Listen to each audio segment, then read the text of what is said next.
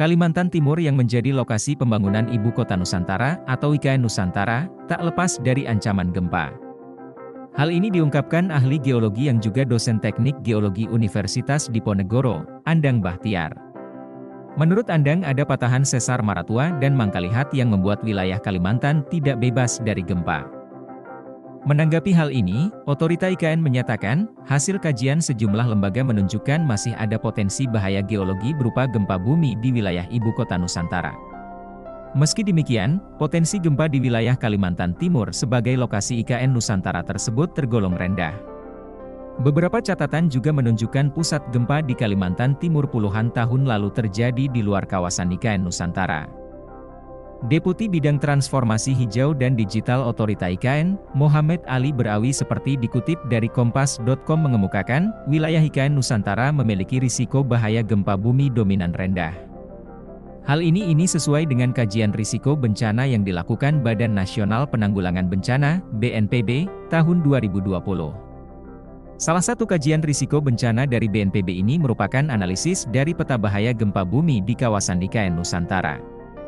Analisis ini dibuat berdasarkan data hasil pemetaan mikrozonasi gempa bumi di Penajam Pasar Utara, Balikpapan, dan sebagian wilayah Kutai Kartanegara yang dilakukan Badan Geologi.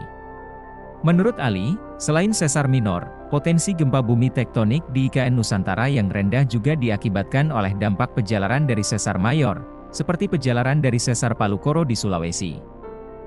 Kemudian sesar Sangkulirang, yakni patahan sesar Maratua dan Mangkalihat, serta sesar Adang atau Pasternoter tercatat sudah lama tidak aktif. Merujuk peta kawasan rawan bencana, KRB, gempa bumi dan mikrozonasi gempa berdasarkan mikrotremor pada kawasan inti IKN Nusantara. Terlihat bahwa KRB gempa pada kawasan IKN Nusantara terdiri atas KRB gempa rendah. Adapun percepatan tanah maksimum, peak ground acceleration (PGA), mencapai 0,1 gram, satuan percepatan gempa di permukaan, pada batuan dasarnya. Meskipun sesar aktif terdapat di barat laut IKN Nusantara dan berpotensi mengakibatkan gempa bumi, diperkirakan potensi gempa bumi yang dihasilkan relatif kecil. Hal ini karena sesar aktif tersebut tergolong sesar minor. Hasil kajian seismotektonik oleh Badan Geologi juga menunjukkan bahwa secara umum Kalimantan jauh dari jalur sumber gempa.